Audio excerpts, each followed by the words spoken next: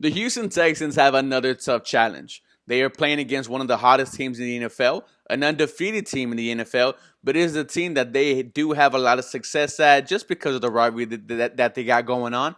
And they'll be playing a team that's going to be on a very, very short rest. Can the Houston Texans beat the Tennessee Titans? I'm going to give you my thoughts. Let's cue the intro. It's the city of the dream team. Hakeem, two-ring, Beyonce, yeah, me.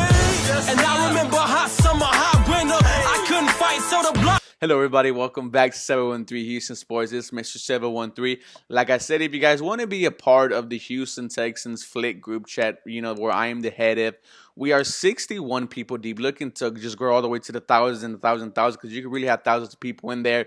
I'm going to drop the link below. And you hit it, you download the app, and that's where you could see me at the most and hit me up the most. But on to the game, the Houston Texans are playing against a Tennessee Titans team that may not have a lot of rest. Yes, they did blow out the Buffalo Bills, but you still play the game. This whole narrative that the Tennessee Titans are talking about, like, yes, doubt us. We hate the way, the NFL has talked down to us. We hate the way the fan bases have talked down to us.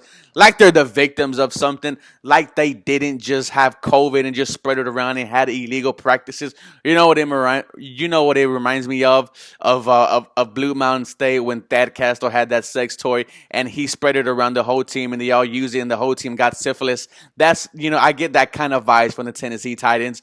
They didn't listen to the NFL. They broke protocol. They contaminated everything, and they want to act like the victims. That's why you got to go out and beat these damn Tennessee Titans. They think the world is against them? No, bro, you broke the rules.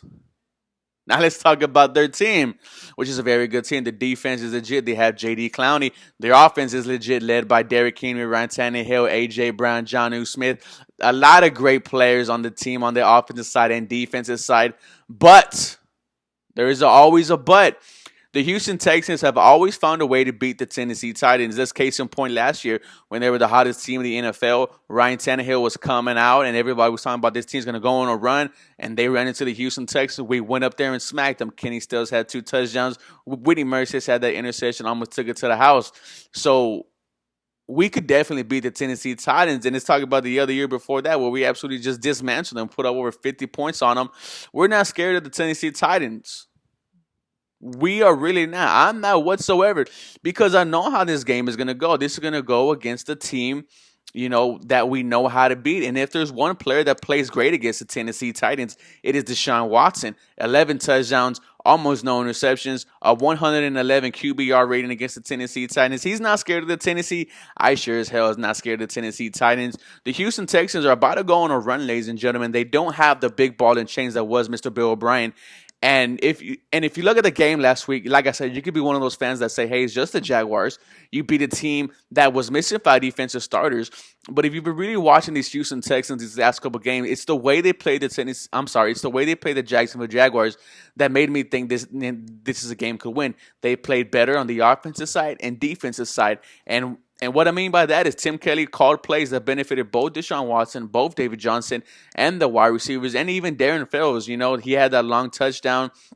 Brandon Cooks had his best game. The offensive line had his best game. David Johnson had his best game. That doesn't happen if Bill O'Brien is here. And now that he's gone, they want to build upon what they did against the Jacksonville Jaguars and implement the stuff that's going to work and implement the stuff that's going to right. Hey, whatever worked against whatever worked against Jacksonville last week, we're going to implement that into the game system. What didn't, we're going to throw it out. Whatever's new, we're going to put in. That's how you got to do against this Tennessee Titans team. Look, they're great on defense. They have awesome corners in Adoree Jackson. They have Jadeveon Clowney. Their linebackers are pretty good. They have Kevin Byard back there as safety. But it's a team that you could definitely score on. I mean, they had 2 teams score 30 points on them. The Jaguars scored 30 on them. The Vikings scored 31. The Broncos scored 16. The Bills, they just smacked the Bills, scored 16. It's a team that you can score on. And when you have an offense like the Houston Texans, which finally looked like it fell into place, it's going to be an all systems go type of offense.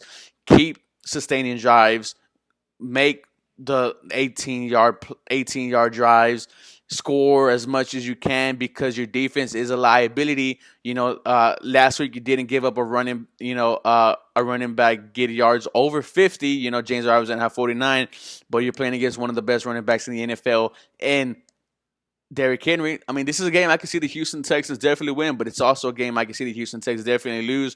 We do have the fact that they, just played on Tuesday working for us. We do have the fact that when games matter, the Houston Texans always beat them. So let's see what's going to happen. Hopefully the Texans win and we sit at 2-4. Let me know what you guys think, guys. As always, go Texans. You guys have a blessed day.